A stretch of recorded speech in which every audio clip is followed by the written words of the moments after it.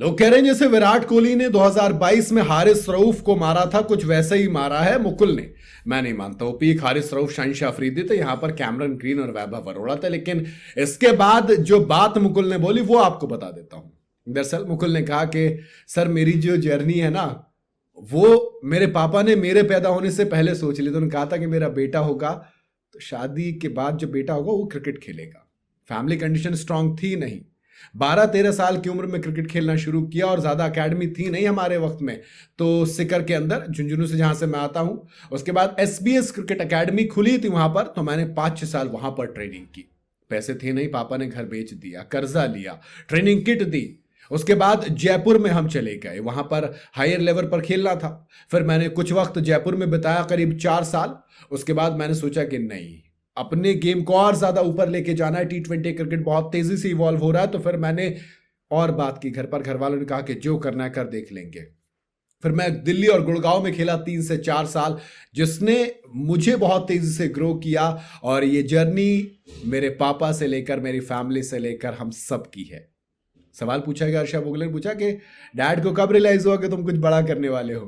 कहा कि पापा ने अंडर 19 का एक मैच था यूपी के खिलाफ, उसी वक्त बोल दिया था कि तुम बड़ा करोगे, क्योंकि एक लो स्कोरिंग गेम था, वहां पर किसी ने परफॉर्मेंस दी नहीं थी लेकिन मैंने दी थी। तब पापा को लग गया था कि लड़के में दम तो है। उस दिन मुझे कॉन्फिडेंस आया था कि हाँ मैं कर सकता हूं।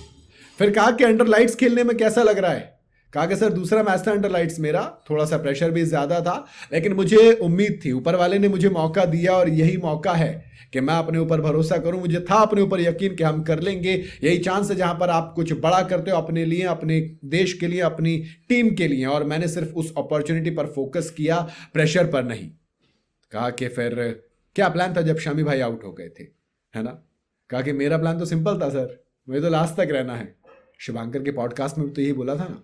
कहा कि मैं अपने ऊपर भरोसा करता हूं, लास्ट तक रहूंगा तो मैं जिता दूंगा, क्योंकि मेरा गेम था कि मैं अपने शॉट पर फोकस करूं। अगर बॉल मेरी एरिया में आएगी तो वो बाहर जाएगी, तय है, बाकी जो होगा देखा जाएगा।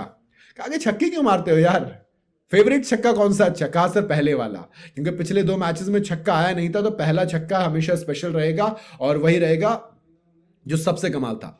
वैसे ओवर पॉइंट जो मारा था वो कमाल था, वो भी अच्छा था, लेकिन सर पहले वाला तो पहला होता है ना। फिर कहा कि अच्छा 5वीं बॉल जो छक्का है उससे पहले क्या सोच रहे थे। कह रहे कुछ खास नहीं सोच रहा सर, मुझे पता था बॉलर बॉल डालेगा, 4 परफेक्ट बॉल डालेगा, लेकिन एक तो देगा ना मेरे जोन में, चाहे वो 5वीं हो, पहली हो या फिर आखिरी हो, तो मैं उसी को पार पहुंचा दूंगा। और जाहिर सी बात है जब वो पार पहुंचेगी तो फिर हमारे अंदर मैच आ जाएगा। इस प्रिपरेशन के बारे में फिर पूछा कि सर ये 6 हिटिंग की जो एबिलिटी है ये कहां से आती है। कहा कि सर बचपन से एक ही तो गेम खेल रहे हैं, वो है अटैकिंग गेम, वो है कूटने वाला गेम। मुझे ये समझ नहीं आता down the ground, along the ground कैसे खेला जाता है। मेरा गेम सिंपल है, बॉल आएगी मेरे एरिया में, बाहर जाएगी बाउंड्री के एरिया में, बिल्कुल तय है। कहा कि झुंझुनू से आते हो ना आप, वहां से बहुत सारे लोग आर्मी में जाते हैं, आप एक जवान की तरह खेले हो आज।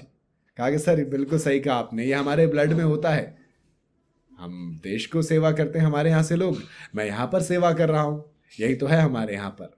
खैर मुकुल चौधरी कमाल की पारी, 7 छक्के, 22 बॉल में 52 रन चाहिए थे LSG को, 20 बॉल में 52 कूद डाले, और ये कमाल था जो मुकुल चौधरी का था। आप बताइए आपका क्या कहना है इस पर कमेंट के अंदर।